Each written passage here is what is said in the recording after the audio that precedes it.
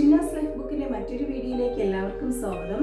അപ്പോൾ ഞാനിന്ന് വന്നിരിക്കുന്നത് നിങ്ങൾക്ക് എല്ലാവർക്കും ഇഷ്ടപ്പെടുന്ന ഒരു ചിക്കൻ്റെ റെസിപ്പിയുമായിട്ടാണ്. അപ്പോൾ ഞാനൊരു ഫ്രൈഡ് ചിക്കനാണ് ഇന്ന് ചെയ്യാൻ പോകുന്നത്. അപ്പോൾ അത് ഞാൻ നേരത്തെ ചെയ്തതാണ്.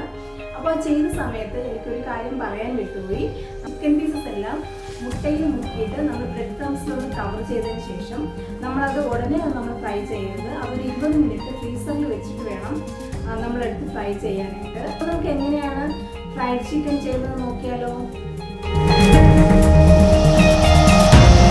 നമുക്ക് ഫ്രൈഡ് ചിക്കൻ ഉണ്ടാക്കി തുടങ്ങാം. അതിനായി ഞാനിവിടെ ചിക്കൻ്റെ ബ്രസ്റ്റ് പീസാണ് എടുത്തിട്ടുള്ളത്. ഇത് 400 ഗ്രാമോളം ഉണ്ട്. ഇത് നന്നായി കഴുകി കനം കുറച്ച് കട്ട് ചെയ്ത് വെച്ചിരിക്കുന്നതാണ്. ഇതിനെ ഇനി മോരിൽ നമുക്കൊന്ന് സോക്ക് ചെയ്ത് വെക്കാം. അതിനായി ഒരു ബൗൾ എടുക്കാം.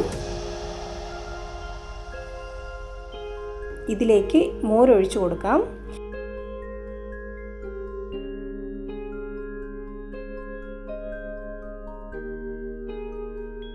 ഇനി ഈ മോരിന് ആവശ്യമായ ഉപ്പിട്ട് കൊടുക്കാം.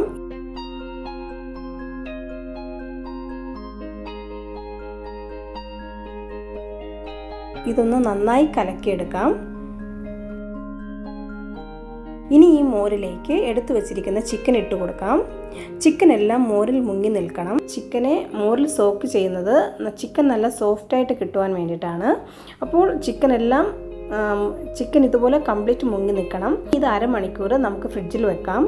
ഇപ്പോൾ അരമണിക്കൂർ കഴിഞ്ഞിട്ടുണ്ട്. ഇനി നമുക്ക് ചിക്കൻ എല്ലാം മോരിൽ നിന്ന് എടുത്ത് മാറ്റാം. ഇതുപോലെ നല്ലവണ്ണം ചിക്കൻ എല്ലാം മോരിൽ നിന്ന് പിഴിഞ്ഞ് മാറ്റണം.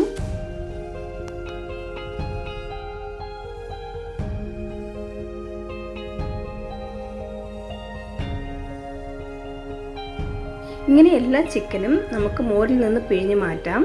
അപ്പോൾ ഇങ്ങനെ ഞാൻ കംപ്ലീറ്റ് മോരിൽ നിന്ന് പിഴിഞ്ഞ് മാറ്റിയിട്ട് കാണിച്ചു തരാം. ഇപ്പോൾ മോരിൽ നിന്ന് കംപ്ലീറ്റായി ചിക്കനെല്ലാം മാറ്റിയിട്ടുണ്ട്, കണ്ടില്ലേ. ഇനി ഈ ചിക്കനെ നമുക്കൊന്ന് മാരിനേറ്റ് ചെയ്ത് വെക്കാം. അതിനു വേണ്ടി ഒരു ബൗൾ എടുക്കാം. ഇനി ഇതിലേക്ക് 1 ടീസ്പൂൺ മുളക് പൊടി ഇട്ട് കൊടുക്കാം. പിന്നെ 1 ടീസ്പൂൺ കുരുമുളക് പൊടി ഇടാം. ഇനി ആവശ്യത്തിനുള്ള ഉപ്പിട്ട് കൊടുക്കാം.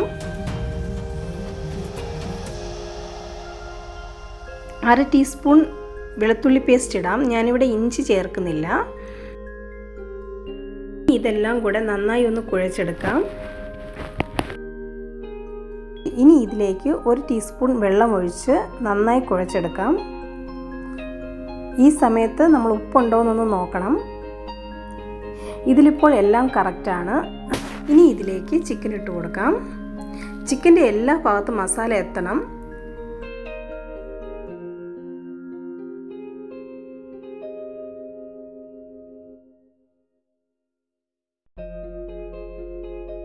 ചിക്കൻ്റെ എല്ലാ ഭാഗത്തും മസാല ആയിട്ടുണ്ട്.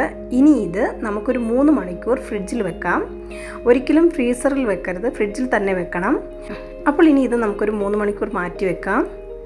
ഇപ്പോൾ 3 മണിക്കൂർ ആയിട്ടുണ്ട്. ഇനി ഈ ചിക്കന് വേണ്ടി ഒരു കോട്ടിംഗ് തയ്യാറാക്കാം. അതിനുവേണ്ടി ഒരു ബൗൾ എടുക്കാം. ഇതിലേക്ക് 1 കപ്പ് മൈദ ഇട്ട് കൊടുക്കാം. അതുപോലെ തന്നെ 1 ടീസ്പൂൺ പെപ്പർ പൗഡർ ഇട്ട് കൊടുക്കാം. 1/2 ടീസ്പൂൺ നല്ല മുളക് പൊടി ഇട്ട് കൊടുക്കാം. ഇനി ആവശ്യത്തിനുള്ള ഉപ്പിട്ട് കൊടുക്കാം. ഇനി ഇത് നല്ലവണ്ണം ഒന്ന് മിക്സ് ചെയ്തെടുക്കാം. ഇനി ചിക്കനിലേക്ക് ഈ പൊടി കുറച്ചായി ഇട്ട് കൊടുക്കാം.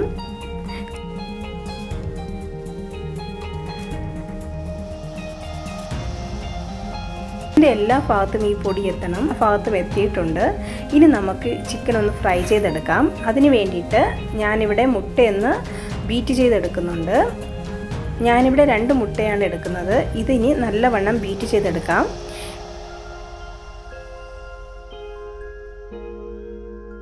ഇതിലേക്ക് 1/4 ടീസ്പൂൺ മുളക് പൊടി ഇട്ട് കൊടുക്കാം. ഇനി നല്ലവണ്ണം ഒന്ന് ബീറ്റ് ചെയ്തെടുക്കാം.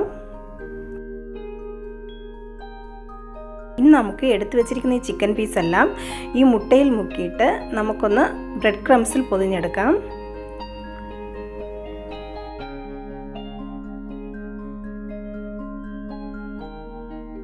ഈ ബ്രെഡ് ക്രംസ് ഞാൻ വീട്ടിൽ തന്നെ ചെയ്തതാണ്. അപ്പോൾ ഇതിൻ്റെ വീഡിയോ എൻ്റെ ചാനലിലുണ്ട്.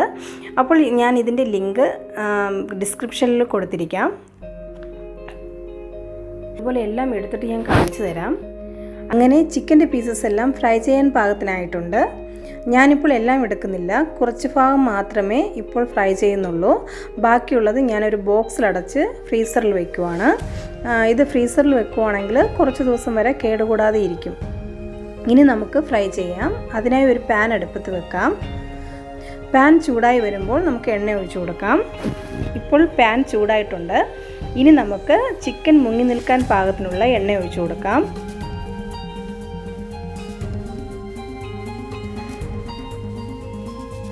എണ്ണ ചൂടായി വരുമ്പോൾ ചിക്കൻ പീസസ് ഇട്ട് കൊടുക്കാം. ഇപ്പോൾ എണ്ണ ചൂടായി. ഇനി ഓരോ പീസസായി ഇട്ട് കൊടുക്കാം.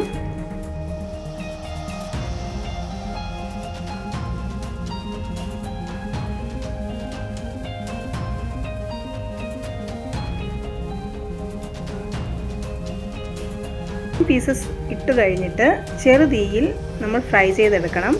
ഒരിക്കലും തീ കൂട്ടി വെക്കരുത്. തീ കൂട്ടി വെച്ചാൽ ഒരിക്കലും ഉൾഭാഗം വെന്ത് കിട്ടത്തില്ല.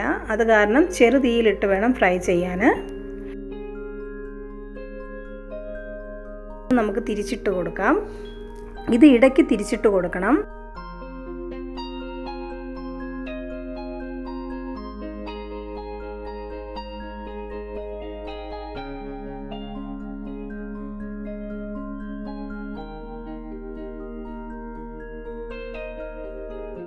ഇപ്പോൾ ആയി വരുന്നുണ്ട്. ഇനി നമുക്ക് തീ ഒന്ന് കൂട്ടി വെക്കാം. ഇനി നമുക്ക് എടുത്ത് മാറ്റാം.